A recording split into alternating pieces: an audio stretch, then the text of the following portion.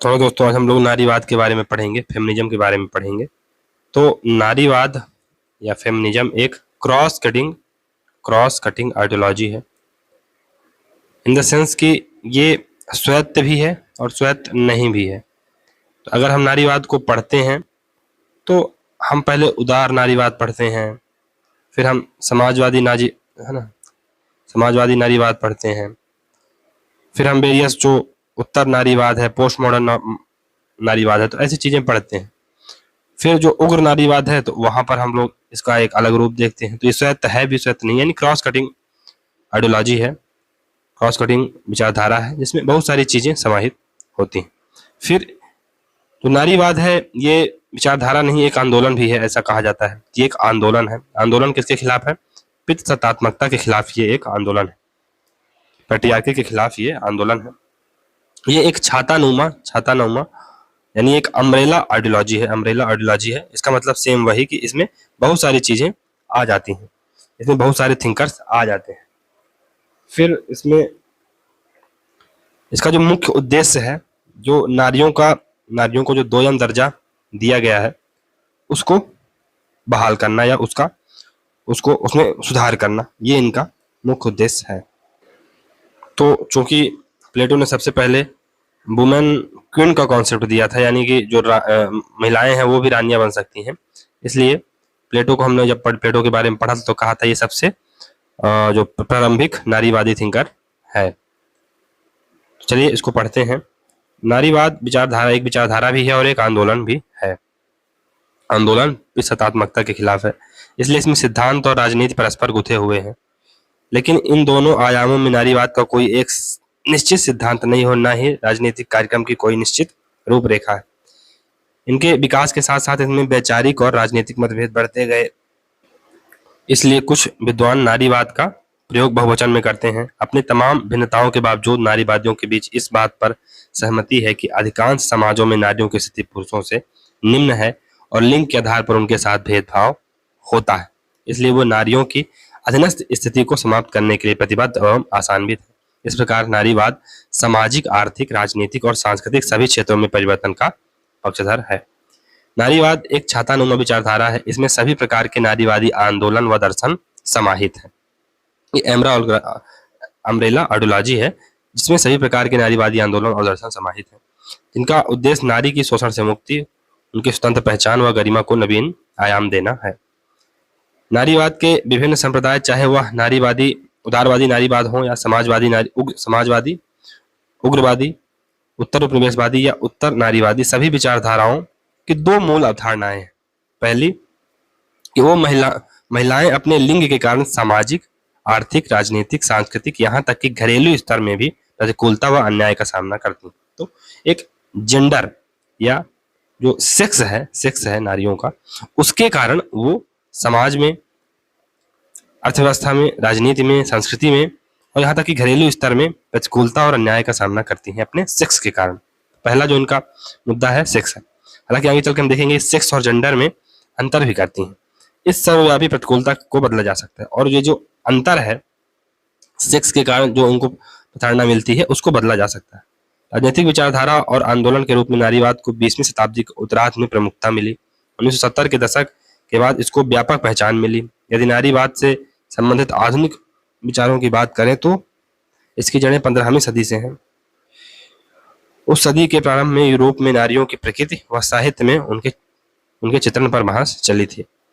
इसमें इटली की Kristen D पिजान ने स्त्रियों और पुरुषों के बीच बौद्धिक समानता पर बल दिया था। इसी क्रम में 17वीं शताब्दी की अंग्रेजी लेखिका मेरी स्टेल का नाम भी महत्वपूर्ण है। कुछ लोग उन्हें प्रथम ब्रिटिश नारीवादी कहते हैं। उन्होंने इस बात पर बल दिया था कि पुरुष व स्त्री दोनों में विवेक यानी रीजन की क्षमता सेम होती है, इसलिए दोनों को समान रूप से शिक्षा प्राप्त होनी चाहिए। फ्रांस की राजक्रांति के बाद चर्च ने यह निर्देश दिया कि महिलाएं घर में रहें और परिवार की देखभाल करें। इस प्रकार महिलाओं की स्वतंत्रता प्राप्त नहीं हुई। इस परिप्रेक्ष्य में मैरी वोllstonecraft ने लैंगिक समानता को जोरदार तरीके से रखा, यानी जेंडर इक्वलिटी को जोरदार तरीके से इन्होंने रखा। तो हमने देखा था कि प्लेटो नारीवादी था, पहला नारीवादी था। अरस्तु ने नारियों को नागरिकता से वंचित रखा था और उन्हें एक सबॉर्डिनेट सबॉर्डिनेट की तरह ही ट्रीट करता था अरस्तु। अब रूसो को देखते हैं तो रूसो ने स्त्रियों की प्रकृति के आधार पर उन्हें सार्वजनिक जीवन में भाग लेने योग्य नहीं माना। उन्हें वो घरेलू क्षेत्र तक सीमित रखने के पक्षधर थे तथा उनका सुझाव था कि स्त्रियां सार्वजनिक क्षेत्र में पुरुषों की आज्ञा का पालन करें, यानी वोट भी दें तो पुरुषों की इच्छा से दें। उनके अनुसार यही व्यवस्था प्रकृति के अनुकूल हो सकती है। वोllस्टोनक्राफ्ट ने अपनी पुस्तक में रूसो की इन मान्यताओं का घोर प्रतिरोध किया है। हालांकि वोllस्टोनक्राफ्ट ने स्त्रियों के घरेलू उत्तरदायित्व को स्वीकार किया था। इस संबंध में उनका तर्क था कि शिक्षित होने पर स्त्रियां इनको ठीक से निभा सकती हैं। उनकी दृष्टि में घर के दायित्वों का निर्वहन नागरिकता के दायित्व को निभाना है। इसलिए उन्होंने साफ तौर पर यह कहा कि मातृत्व नागरिकता का ही एक प्रकार है। मातृत्व एक नागरिकता का ही एक प्रकार है। इस प्रकार वोllस्टोनक्राफ्ट ने स्त्रियों के घरेलू कार्यों और पुरुषों के सार्वजनिक कार्यों को समान रूप से मूल्यवान बताया। तो बेसिकली ये जो वोllस्टोनक्राफ्ट थी ये अर्ली या लिबरल फेमिनिस्ट कही जाती हैं। तो इन्होंने बताया कि जो महिलाएं घर में काम करती हैं और जो पुरुष सार्वजनिक रूप से जाके पैसा कमा के लाते हैं, उनके कार्यों में कोई अंतर नहीं होना चाहिए, दोनों के कार्य बराबर हैं। आधुनिक प्रयोग में नारीवाद से आशय महिलाओं के अधिकारों के लिए किए जाने वाले आंदोलन और उससे संबंधित चिंतन से है। नारीवाद नारी एकता, नारी समानता व नारी सशक्तिकरण का आंदोलन है। फिर आधुनिक नारीवाद की शुरुआत मेरी वोllस्टोनक्राफ्ट की पुस्तक अबिडिकेशन ऑफ राइट्स ऑफ वुमेन जो कि 1792 में प्रकाशित हुई से होता है। यह पुस्तक फ्रांसीसी क्रांति की पृष्ठभूमि पर आधारित थी। ये फ्रांसीसी क्रांति की पृष्ठभूमि पर आधारित थी कि फ्रांसीसी क्रांति हुई तो वहां पर जब अधिकार दिए गए तो वहां पर लिखा गया कि bill of right of main. तो एक स्त्री वहां से निकल के सामने आई और बोली कि लड़ाई तो हम दोनों ने साथ में लड़ी थी, महिलाओं और पुरुषों ने लिया था, तो आप ये bill of right of main क्यों बोल रहे हो? Bill of right of main and women बोलो। तो उस लड़की को रोबेस्पियर जैसे जो नेता थे वहां पर उनको मार दिया गया, उसकी आवाज को दबा दिया गया। इसी की पृष्ठभूमि में फिर मेरी वोllस्टोनक्राफ्ट ये पुस्तक लिखती हैं। पारंपरिक रूप से नारीवादी सोच का उदारवादी, समाजवादी व कट्टरपंथी विचारों में विभाजन करके विश्लेषण किया गया है। वोllस्टोनक्राफ्ट और बेटी फ्रीडन जैसी उदारवादी नारियों ने महिलाओं की अधीनता को समाज में अधिकारों और अवसरों के असमान वितरण के संदर्भ में समझने की रुचि दिखाई है। उग्र नारीवाद राजनीति की नई परिभाषा की मांग करते हैं। नारीवाद के अनुसार पुरुष की शक्ति केवल सार्वजनिक क्षेत्र तक सीमित नहीं बल्कि व्यक्तिगत क्षेत्र तक फैली हुई है। तो जो उग्र नारीवादी हैं, फॉर एग्जाम्पल बेटी फ्रीडन या अन्य जो थिंकर हैं, उनका मानना है कि महिलाओं का जो आंदोलन है या जो महिलाओं की विचारधारा है उनको महिलाएं ही परिभाषित करें। हमें पुरुषवादी विचारधारा या हमें पुरुषों का समर्थन ही नहीं लेना है, पहली चीज। दूसरी चीज, उन्होंने कहा कि जो महिलाओं का शोषण होता है या जो महिलाओं के साथ भेदभाव होता है ये केवल सार्वजनिक क्षेत्र में नहीं होता, ये प्राइवेट स्फीयर में भी होता है। सबसे पहले अरस्तु ऐसा थिंकर था जिसने महिलाओं को सार्वजनिक क्षेत्र और मतलब इसने विभाजन किया था, सार्वजनिक पब्लिक स्फीयर और प्राइवेट स्फीयर, इसमें विभाजन किया था। और अरस्तु का मानना था कि जो वुमेन है उन्हें पब्लिक स्फीयर में तो क्योंकि उनके पास तर्क नहीं होता, रीजन नहीं होता, उन्हें नहीं आना चाहिए, उन्हें प्राइवेट स्फीयर में ही अपने काम धाम को संभालना चाहिए। तो दो चीजें नारीवाद जो उग्र नारीवाद है कहते हैं। पहला कि हमें एक नई परिभाषा चाहिए जो कि महिलाओं द्वारा दी गई हो और सार्वजनिक नहीं बल्कि जो व्यक्तिगत क्षेत्र है वहां पर भी जागरूकता फैलनी चाहिए। पितृतंत्रीय प्रभुत्व न केवल उनके सार्वजनिक जीवन बल्कि परिवार यहाँ तक कि यौन संबंधों जैसे निजी क्षेत्र में भी आधिपत्य कायम कर चुका है। अतः नारीवाद मांग करता है कि जीवन के जिस क्षेत्र को व्यक्तिगत या निजी क्षेत्र मानकर राजनीति के दायरे से बाहर रख दिया जाता है उसको भी राजनीतिक प्रकृतिमान इस क्षेत्र में पुरुष प्रभुत्व को चुनौती दी जानी चाहिए।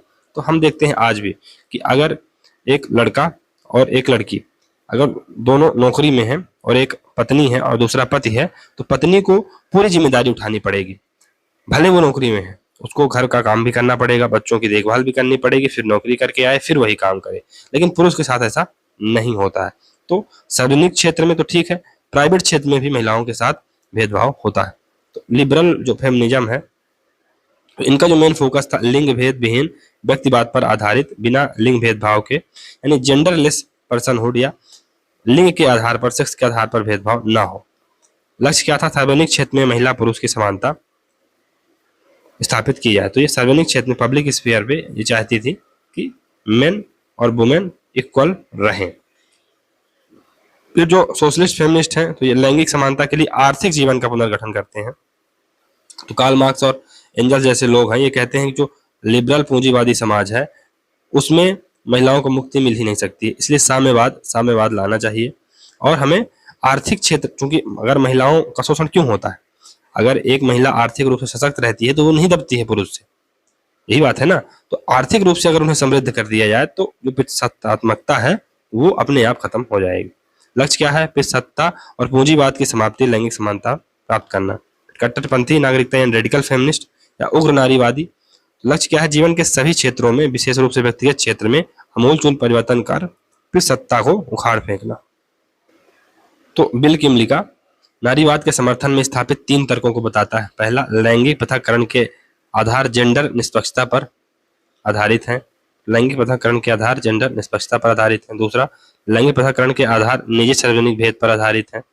और न्याय की अवधारणा स्वयं पुरुषों के व्यवहार व हितों को ध्यान में रखकर बनाई गई है और इसमें स्त्रियों के व्यवहार व अनुभव का ध्यान नहीं रखा गया। तो हमने देखा था कि जब नारीवादी थिंकर रॉल्स को क्रिटिसाइज करते हैं तो यही कहती हैं कि जो पर्दे के पीछे अज्ञानता के पर्दे के पीछे जो लोग हैं वो केवल पुरुष हैं, महिलाएं हैं ही नहीं, क्योंकि पुरुष ही घर के मुखिया होते हैं और वो मुखिया की बात करता है। तो कौन है पर्दे के पीछे? पुरुष है, महिलाएं तो है ही नहीं। तो कैसा न्याय हुआ और कैसी न्याय की थ्योरी हुई? इसलिए इस अवधारणा की अपेक्षा देखभाल का सिद्धांत यानी थ्योरी ऑफ केयर को अपनाया जाना चाहिए। नारीवादी विचारधारा की अब 3 लहरें हैं। तो जो पहली लहर उसको उदारवादी नारीवादी कहा जाता है, लिबरल फेमिनिज्म कहा जाता है। तो लहर का आरंभ फ्रांस की क्रांति के समय हुआ। मेरी वोllस्टोनक्राफ्ट को, जिन्होंने 1792 में vindication of right of women पुस्तक लिखी, को नारीवाद की जननी कहा जाता है, मदर ऑफ फेमिनिज्म कहा जाता है। उन्होंने महिलाओं के नागरिक अधिकारों की मांग की थी, यानी सिविल राइट्स की मांग की थी, महिलाओं के सिविल राइट्स की मांग की, और पुरुषों के समक्ष महिला अधिकारों का घोषणा पत्र प्रस्तुत किया और समान यानी इक्वल राइट्स विथ मैन की बात इन्होंने की थी। इन्होंने स्त्री शिक्षा, स्त्री मताधिकार और स्वैच्छिक विवाह संस्था की मांग की थी। नारीवाद की प्रथम धारा को उदारवादी नारीवाद का दौर कहा जाता है। इस दौर की मुख्य मांग थी कि महिलाओं व पुरुषों को समान अधिकार हों। महिलाएं मुख्यतः मताधिकार के लिए आंदोलन कर रही थी। इसी कारण इस दौर के नारीवादी आंदोलन को नारी मताधिकारवादी आंदोलन भी कहा जाता है। मेरी वोllस्टोनक्राफ्ट के बाद 1848 में मशहूर सेनेका फॉल्स सम्मेलन हुआ। सेनेका फॉल्स सम्मेलन वो में पहली बार औपचारिक रूप से संयुक्त राज्य अमेरिका में महिला अधिकार की मांग की गई। तो ये सेनेका फॉल्स सम्मेलन याद रखिएगा। 1869 में जे.एस. मिल की पुस्तक सब्जुगेशन ऑफ वुमेन प्रकाशित हुई। 1768 में जे.एस. मिल द्वारा ब्रिटेन की महिलाओं को मताधिकार प्रदान करने वाला विधेयक कॉमन्स सभा में प्रस्तुत किया गया, लेकिन वह पारित न हो सका। इंग्लैंड व अमेरिका के अतिरिक्त न्यूजीलैंड, ऑस्ट्रेलिया और डेनमार्क में भी महिलाओं का मताधिकार आंदोलन प्रारंभ हुआ। इन आंदोलनों का एक सामान्य कारक महिलाओं की शैक्षणिक स्थिति में पर्याप्त सुधार था। इस आंदोलन में अमेरिका का उदाहरण महत्वपूर्ण है, जहां 1903 में women social and political union नामक संस्था गठित की गई। इस संस्था ने मताधिकार के लिए कई उग्र आंदोलन किए। तो उदारवादी नारीवाद महिला व पुरुष को समान मानता है तथा महिलाओं के लिए कानूनी, राजनीतिक, शिक्षा, रोजगार व नागरिक अधिकारों की मांग करता है। तो कुल मिला के अगर उदारवादी नारीवाद की बात की जाए तो इसमें मेरी वोllस्टोनक्राफ्ट का नाम याद रखिएगा। इनकी पुस्तक है vindication of right of women है, और ये कुल मिला के सिविल राइट्स की मांग करते हैं, स्त्री पुरुष समानता की बात करते हैं और महिला मताधिकार की बात करते हैं। तो कुल मिला के महिलाओं को ऐसे राइट जो एक लिबरल सोसाइटी में दिए जाते हैं पुरुषों को, ऐसे राइट्स महिलाओं को भी मिलने चाहिए, उसकी ये मांग करते हैं। प्रमुख विचारक हैं वोllस्टोनक्राफ्ट, जे.एस. मिल व बेटी फ्रीडन। बेटी फ्रीडन आधुनिक उदारवाद नारीवाद से संबंधित हैं, जो नारीवाद की दूसरी लहर के प्रमुख प्रेरक बन जाती हैं। तो ये बेटी फ्रीडन का नाम सेकंड लहर में या सेकंड वेव में लिया जाता है, लेकिन है ये लिबरल, तो ये याद रखिएगा। स्त्री मताधिकार की मांग सभी विकसित देशों में उठने लगी कि स्त्रियों को वोट देने का अधिकार मिलना चाहिए। तो सर्वप्रथम पहली बार 1893 में न्यूजीलैंड में महिलाओं को मताधिकार दिया गया। फिर 1920 में यूएसए में मिला, इसके बाद फिनलैंड में 1906 में, फिनलैंड में 1906 में मिला, फिनलैंड में 1906 में मिला। ऑस्ट्रेलिया में 1908 में मिला, ऑस्ट्रेलिया में 1908 में मिला। अमेरिका में हमने देख ही लिया 1920 में। स्वीडन में 1921 में मिला। ब्रिटेन में 1928 में मिलता है। फ्रांस, जहां सर्वप्रथम स्वतंत्रता और समानता के आधार पर क्रांति हुई थी, महिलाओं को मताधिकार 1945 में मिला। अधिकार के क्षेत्र में विजयी होने के साथ ही नारीवादी आंदोलन कमजोर पड़ गया। यहाँ से जब महिलाओं को मताधिकार मिल गया तो थोड़ा नारीवादी आंदोलन कमजोर पड़ गया था। तो एक बार ये याद रखिएगा कि कब किसको मिला। सबसे पहले स्विट्जरलैंड में मिला, कब? 1893 में, सॉरी न्यूजीलैंड में 1893 में। फिर उसके बाद फिनलैंड में को मिला, फिनलैंड में मिला 1906 में। उसके बाद ऑस्ट्रेलिया में 1908 में, यूएसए में 1920 में, यूके में 1928 में, और फ्रांस में जहां पर पहली बार महिलाओं के साथ मतलब समानता, महिला समानता की बात और स्वतंत्रता की बात की गई थी, 1945 में मिलता है। 1920 तक आते आते प्रथम लहर धीमी पड़ने लगी क्योंकि महिला मताधिकार की मांग सिर चढ़ने लगी थी। प्रथम दौर में ही समाजवादी नारीवाद भी विकसित हुआ। यानी ये जो समाजवादी नारीवाद है, यानी सोशलिस्ट फेमिनिज्म है, ये भी फर्स्ट वेव का ही या प्रथम दौर का ही की ही बात है। समाजवादी नारीवाद को उभरने का श्रेय मार्क्स की बजाय एंजल्स को जाता है। एंजल्स ने अपनी पुस्तक the origin of family, private property and state, जो कि 1884 में आती है, में पूंजीवादी समाज को महिलाओं का शोषक बताया तथा महिलाओं को साम्यवादी क्रांति का समर्थन करने को कहा। उग्र नारीवाद की बजाय सामाजिक नारीवाद लिंग की बजाय भौतिक व आर्थिक कारकों को नारी शोषण का आधार मानता है। लैंगिक युद्ध की बजाय वर्गीय युद्ध को ज्यादा महत्वपूर्ण मानता है ये, कि जो सर्वहारा की महिलाएं हैं वो अपने हित को समझें और आंदोलन करें। पुरुष बुर्जुआ तथा स्त्री सर्वहारा के तुल्य हैं। तो पुरुष क्या है? पुरुष बुर्जुआ यानी कैपिटलिस्ट के तुल्य हैं, और महिलाएं सर्वहारा के तुल्य। जब पूंजीवादी प्रणाली खत्म हो जाएगा तब निजी गृह कार्य सार्वजनिक उद्योग को सौंप दिए जाएंगे, जैसे महिलाओं। ऐसे में महिला चूल्हे चौके से मुक्त हो जाएगी और पुरुष के साथ कंधे से कंधा मिलाकर चलेगी। तो जब साम्यवाद स्टैब्लिश हो जाएगा तो जो घरेलू काम है, फॉर एग्जाम्पल खाना बनाना, कपड़े धोना, ये सब कार्य किसको सौंप दिए जाएंगे? किसी सार्वजनिक संस्था को सौंप दिए जाएंगे। महिलाएं घरेलू काम से मुक्त हो जाएंगी और वो पुरुषों के साथ कंधा से कंधा मिलाकर चल सकेंगी। शीला रोबाथम ब्रिटेन की रहने वाली समकालीन समाजवादी नारीवादी हैं। इनकी प्रसिद्ध पुस्तकें हैं वुमेन, रेजिस्टेंस एंड रिवॉल्यूशन 1972 में आती है, द हिडन फ्रॉम हिस्ट्री 1973 में। रोबाथम के अनुसार नारी मुक्ति का संघर्ष वस्तुतः पूंजीवादी विरोधी संघर्ष का एक हिस्सा है। वर्ग शोषण व नारी शोषण का इतिहास आपस में जुड़ा हुआ है। दूसरी लहर सेकंड वेव, तो इस लहर में उग्र नारीवाद यानी रेडिकल फेमिनिज्म का विकास हुआ। 1950 से 60 के बीच में चला। तो उग्र नारीवाद को सच्चा नारीवाद या वास्तविक नारीवाद कहा जाता है, क्योंकि इन्होंने ही नारीवाद को परिभाषित करके नई नई अवधारणाएं विकसित की। ये उदारवाद व मार्क्सवाद को तो पुरुषवादी लेख मानती हैं।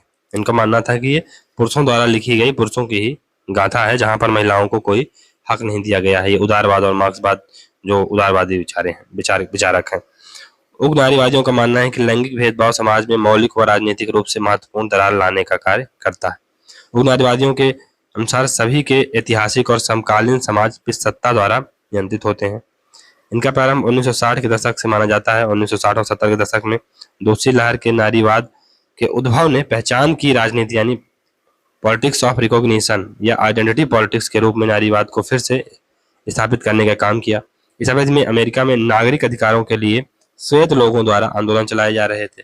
इसके अतिरिक्त वियतनाम युद्ध के खिलाफ आंदोलन चल रहे थे। इन आंदोलनों में महिलाओं की सक्रिय भागीदारी रही। इसके बावजूद भी उन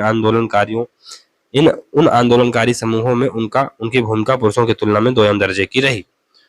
उन्होंने गर्भपात के कानूनी अधिकार, रोजगार के क्षेत्र में लैंगिक भेदभाव की समाप्ति व घरेलू हिंसा से संबंधित मुद्दों को उठाया। 1963 में बेटी फ्रीडन की पुस्तक आई फेमिनाइन मिस्टीक। इसके 3 वर्षों बाद 1966 में अमेरिका में नेशनल ऑर्गेनाइजेशन ऑफ वुमेन की स्थापना हुई। इसके अध्यक्ष फ्रीडन बनी। बहुत ही जल्द यह विश्व का सबसे बड़ा नारी संगठन बनकर उभरा। इसका घोषित लक्ष्य जीवन के सभी क्षेत्रों में महिलाओं के प्रति भेदभाव का अंत करना व उन्हें पुरुषों के समान अवसर उपलब्ध कराना। तो पहली धारा में राजनीतिक अधिकारों का सवाल प्रमुख था। दूसरी धारा में परिवार, संस्कृति व अर्थव्यवस्था के क्षेत्रों में लैंगिक समानता के लिए सामूहिक संघर्ष पर बल दिया गया। फिर नारीवाद की दूसरी धारा के दो प्रमुख परिणाम थे। एक तो उसने नारीवादी राजनीतिक सिद्धांत को काफी समृद्ध किया और दूसरा परिणाम यह निकला कि अब नारीवादी आंदोलन का स्वरूप आमूल परिवर्तनवादी यानी रेडिकल हो चुका था। तो कैट मिलेट और मैरी डेली जैसे कट्टरपंथी नारीवादियों ने तर्क दिया कि लैंगिक विभाजन सभी सामाजिक विभाजनों में सबसे गहरा और राजनीतिक रूप से सबसे अधिक महत्वपूर्ण है। कैट मिलेट ने कहा कि पितृसत्ता एक ऐसा संस्थान है जिसमें वह आधी आबादी जो महिला है वह आधी आबादी पुरुष द्वारा नियंत्रित होती है। इसलिए उग्र नारीवाद एक यौन क्रांति की आवश्यकता की घोषणा करते हैं। यह एक ऐसी क्रांति होगी जो विशेष रूप से व्यक्तिगत, घरेलू और पारिवारिक जीवन का पुनर्गठन करेगी। उग्र नारीवादियों का विशिष्ट नारा है कि व्यक्तिगत ही राजनीतिक है, द पर्सनल इज पॉलिटिकल, यानी कि जो सारी पॉलिटिक्स है वो तो पर्सनल लेवल पर की जा रही है, महिलाओं को पर्सनल लेवल पर दबाया जा रहा है और आप उसकी चर्चा ही नहीं कर रहे हैं। आप ये चाह रहे हैं कि महिलाएं सार्वजनिक क्षेत्र में तो ठीक है, उनको समानता देने के आप हकदार हैं, लेकिन जो सबसे बड़ा शोषण जो पर्सनल स्फीयर पे हो रहा है उसकी तो कोई कहीं से कहीं तक चर्चा ही नहीं कर रहा। उग्र नारीवाद राजनीतिक, आर्थिक व भौतिक की बजाय लैंगिक उत्पीड़न को केंद्र मानती है। यह विचारधारा वर्ग, जाति, धर्म, नस्ल व राष्ट्र की बजाय जेंडर को महत्व देती है। तो बेसिकली जो नारीवाद है, फेमिनिस्ट है, वो सेक्स और जेंडर में अंतर करते हैं। उनका मानना है कि सेक्स एक नेचुरल या बायोलॉजिकल स्टेट है, नेचुरल, और इसमें कोई व्यक्ति कुछ नहीं कर सकता है। कोई व्यक्ति जन्म से पुरुष पैदा हो सकता है, कोई व्यक्ति जन्म से नारी पैदा हो सकता है, इसमें किसी का कोई कंट्रोल नहीं है। तो ये नेचुरल है। लेकिन जब आप इस नेचुरल चीज का फायदा उठाकर आप नारियों के बारे में कुछ मनगढ़ंत चीजें कहना स्टार्ट कर देते हैं कि चूंकि नारियों का शरीर इस तरह से बनाया जाता है कि वो बच्चे पाल सकें, उनका शरीर ऐसा बनाया जाता है कि वो कमजोर होता है, इसलिए पुरुष उस पर अपना अधिकार स्टैब्लिश कर सकते हैं। महिलाएं घर के कामों के लिए बनी हैं और जो पुरुष हैं वो बाहर के कामों के लिए बने हैं। क्योंकि महिलाओं में जो ममता ज़्यादा होती है और पुरुषों में ममता नहीं होती, इसलिए उनको घर तक सीमित रखा जाए, बच्चों की केयर वही करेंगी। ये आप सेक्स को एक तरह से जर्नलाइज करके उसका उपयोग कर देते हैं। जब ये जेंडर बन जाता है, जब सामाजिक और राजनीतिक क्षेत्र में आप उसको जनरलाइज करके शोषण स्टार्ट कर देते हैं महिलाओं का, तो वो जेंडर हो जाता है। उग्रवादी नारीवादी पुरुष प्रभुत्व को समाप्त करना चाहती हैं। पुरुष प्रभुत्व वह प्रक्रिया है जो राजनीतिक, भौतिक व सांस्कृतिक दमन करती है, पर उसकी बुनियाद परिवार, घरेलू व निजी जीवन में है। अतः उग्र नारीवाद महिला स्वतंत्रता के लिए इस पारिवारिक व घरेलू संबंधों और संरचनाओं को उखाड़ फेंकना चाहती। तो उग्र नारीवादियों के अनुसार सभी पुरुष शारीरिक व मानसिक तौर पर सभी महिलाओं का दमन करने में सक्षम है, यानी मर्द ही शत्रु है, मेल इज रियल कल्प्रिट। इस प्रकार निजी, मानसिक व यौन पहलुओं पर ध्यान आकर्षित किया जिन्हें महिलाओं को दबाने के लिए इस्तेमाल किया जाता है। उग्र नारीवादी विपरीत लिंग कर्मी यानी होमोसेक्सुअलिटी, परिवारों के विरुद्ध तथा भगिनी समाज यानी सिस्टरहुड की कामना करती हैं। तो उनका मानना है कि अगर हम लोग एक ऐसा ग्रुप बनाएं जहां पर केवल महिलाएं ही महिलाएं रहें, हम ऐसी नई नई चीज़ों का आविष्कार करें, जो टेक्नोलॉजी जिस प्रकार से आगे बढ़ रही है कि पुरुषों की आवश्यकता ही ना पड़े हमें किसी से, कहीं से, जो समाज हो, जो सोसाइटी हो, वो केवल वहाँ पर महिलाएं रहें। तो अगर एक समाज में एक बच्चा पैदा होता है तो वो घर में सबसे पहले अपनी माँ को देखता है कि जो सारे काम है माँ करती है, पिता बाहर जाते हैं, पिता माँ को डांटते भी हैं। फिर जब वो समाज में आता है तो वहाँ भी देखता है महिलाओं की कंडीशन को कि किस प्रकार उसका शोषण और उसके साथ अत्याचार होता है। तो धीरे धीरे उन सब चीज़ों को वो नॉर्मल मान लेता है। लेकिन अगर एक बच्चा नारीवादी समाज में रहेगा, सिस्टरहुड वाले कॉन्सेप्ट में रहेगा, जहाँ पर सभी व्यक्ति एक समान होंगे, सभी जो औरतें होंगी आपस में सेम तरह से रहेंगी, तो वो उसके अंदर जो गुण पैदा होंगे, समानता के गुण पैदा होंगे, उसके अंदर प्रेम के गुण पैदा होंगे और एक आदर्श समाज के गुण उसके अंदर पैदा होंगे। तो यही ये बातें करती हैं और कहती हैं कि हमें पुरुषों को भी जो आवश्यकता है उसको छोड़ देना चाहिए। दूसरी लहर का लक्ष्य केवल राजनीतिक मुक्ति नहीं बल्कि महिलाओं की मुक्ति है, यानी वुमेन्स लिबरेशन था। वो नारीवाद ने लैंगिक विभाजन या जेंडर डिवीजन को राजनीति का केंद्रीय विषय बनाया। गर्भपात यानी अबॉर्शन का मुद्दा द्वितीय लहर की प्रमुख देन थी। द्वितीय लहर की जो प्रमुख विचारक हैं उसमें सिमोन दी बुआ, ये फ्रांसीसी हैं, 1908 से 1986 तक। इन्हें मदर ऑफ रेडिकल फेमिनिज्म कहा जाता है। उनकी बुक है the second sex and the Mandarins. Second sex ये 1949 में आती है और मंडरिन्स ये 1954 में आती है। महिला पैदा नहीं होती बल्कि बनाई जाती है। One is not born woman, one becomes woman, यानी कि शुरू से जब से एक स्त्री पैदा होती है या एक बच्ची पैदा होती है घर में, तो उसे सिखाया जाता है कि तुम बेटी हो, तुम्हारा शरीर कमजोर है, इसलिए तुम घर के काम करो, पहली चीज। दूसरी चीज, इतने बजे के बाद तुम घर से बाहर नहीं निकल सकती हो, या तुम इसी प्रकार के कपड़े पहनो, इस प्रकार से चलो, ज्यादा हंसो मत, ज्यादा बोलो मत। तो धीरे धीरे धीरे धीरे एक कंडीशन ऐसी आती है कि जो महिला होती है या कि जो बेटी होती है वो अपने आप को एक अलग जेंडर की तरह अपने आप को स्वीकार कर लेती है, अपने रोल्स वो स्वीकार कर लेती है। और इवन जो महिलाएं हैं वही महिलाओं को सोचना स्टार्ट कर देती हैं। पैट्रियार्की इतनी ज्यादा डीप घुस चुकी है कि जो पुरुष अपनी बच्ची को ज्यादा वो नहीं करते हैं, मतलब ठीक है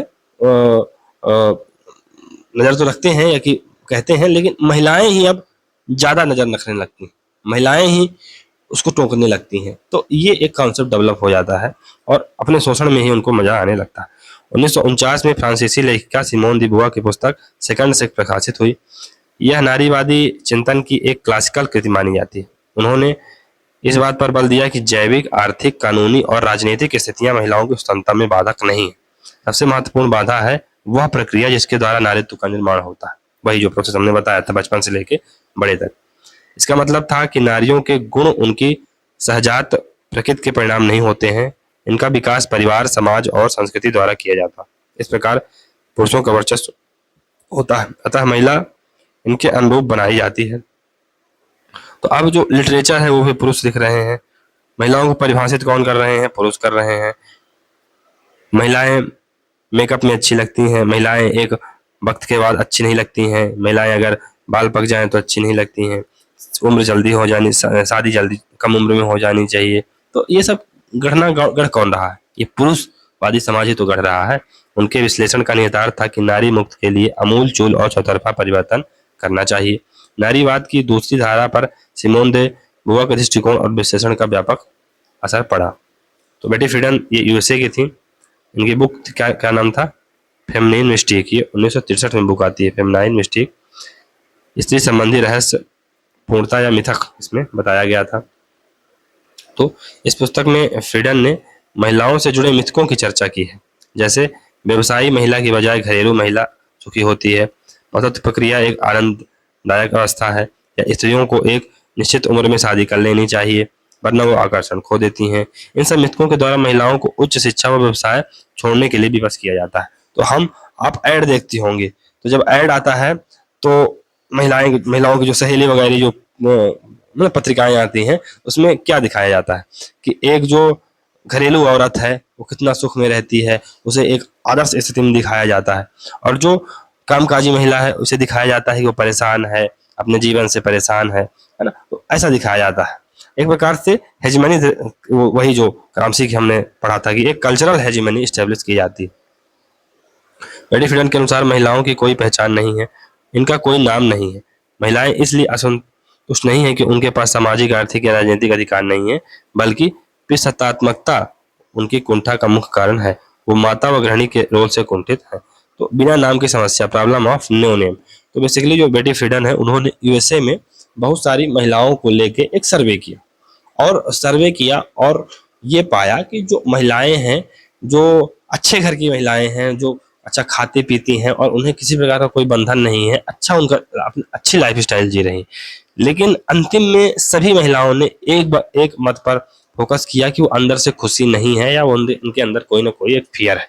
तो इसका कारण पूछा गया कि ये क्या है, आप लोग सहज क्यों नहीं है, आप लोग असहज क्यों हैं। तो किसी महिला ने उसको नाम नहीं बता पाया कि इसका कारण क्या है। तो बेटी फ्रीडन ने अपना दिमाग लगाया और कहा कि ये समस्या पेट्रियार्की की समस्या है, सकारात्मकता की प्रक्रिया है या जो घटना है, इसके कारण महिलाएं अपने आप को उस प्रकार से व्यक्त नहीं कर पाती हैं जिस प्रकार से उनको व्यक्त होना चाहिए। इससे पुरुष का परस्पर संबंध शक्ति प्रयोग का उदाहरण है। इसे कायम रखने के लिए सत्तात्मक विचारधारा का सहारा लिया जाता है, अर्थात निजी जीवन की राजनीतिक संबंधों क्षेत्र में निजी जीवन भी राजनीतिक संबंधों के क्षेत्र में आता है, अतः नारीवाद राजनीतिक आंदोलन जरूरी है। केट मिलेट, इनकी पुस्तक का नाम है सेक्सुअल पॉलिटिक्स, ये 1969 में आती है। मिलेट पितृसत्तात्मकता को या पितृसत्ता को सामाजिक स्थिरता की संज्ञा देती हैं जो हर क्षेत्र, हर दौर, हर धर्म, हर राष्ट्र में है। कैट मिलेट पितृसत्तात्मकता को पितृतंत्री सरकार कहती हैं, पैट्रियार्कल गवर्नमेंट कहती हैं, जहां जनसंख्या का आधा भाग महिलाएं, बाकी आधे भाग पुरुष के नियंत्रण में है। कैट मिलेट ने राजनीति को परिभाषित करते हुए यह कहा है कि यह एक शक्ति द्वारा संरचित संबंध यानी पावर स्ट्रक्चर रिलेशन है, जहां पर व्यक्तियों का एक समूह व्यक्तियों के दूसरे समूह पर नियंत्रण रखे हुए। नारीवादी राजनीति दिन प्रतिदिन की राजनीति है, जो डेली पॉलिटिक्स होती है घर में, उसकी ये राजनीति है।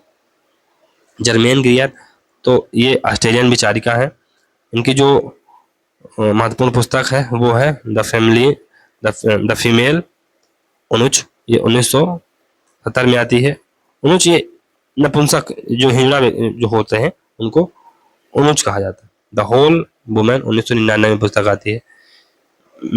कैट मिलेट और ग्रियर ने नारीवाद के राजनीतिक कारणों को हाशिए पर रखकर व्यक्तिगत, मानसिक व लैंगिक पक्ष पर अधिक बल दिया है।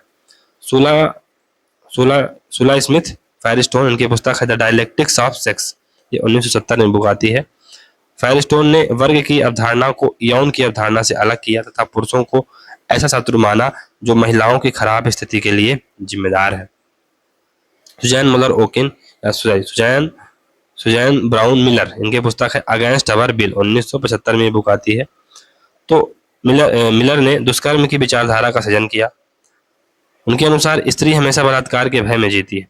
दुष्कर्म पुरुष द्वारा उपयोग की जाने वाली धमकाने की एक सजग प्रक्रिया है ताकि महिलाओं को भय की अवस्था में रखा जा सके।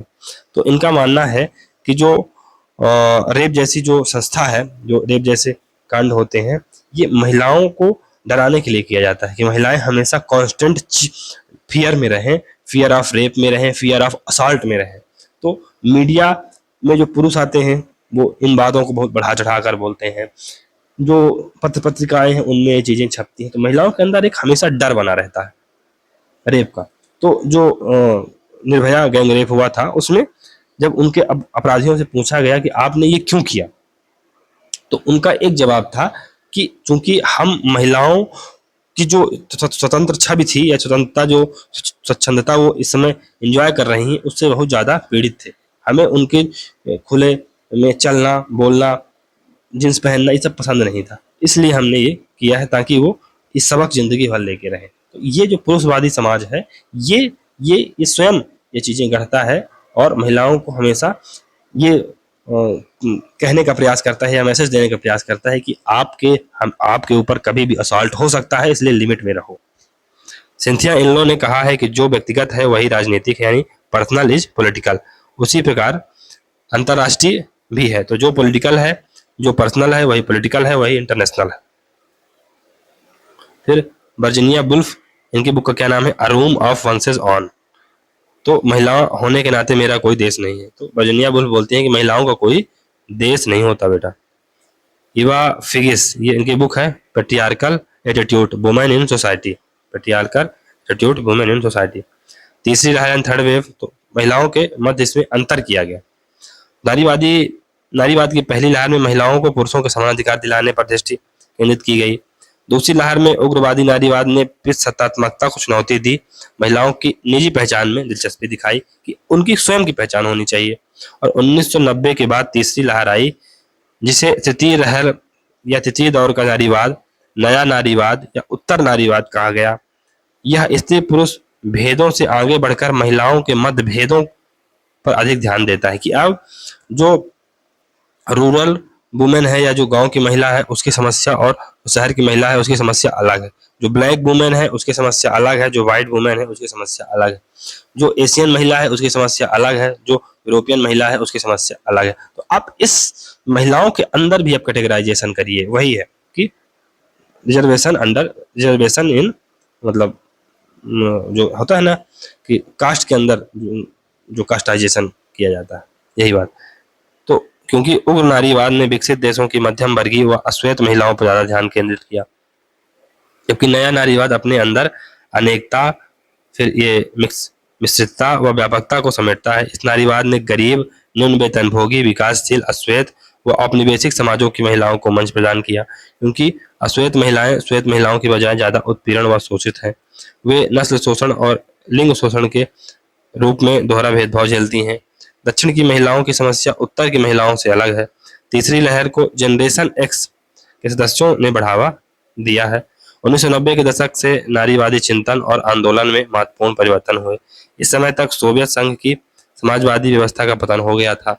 दूसरी ओर उत्तर आधुनिकता से आधुनिक सभ्यता के चहुं ओर घोर संकट को प्रमुखता से उजागर किया गया। इन परिस्थितियों में नारीवादियों के कई नए समूह उभरे।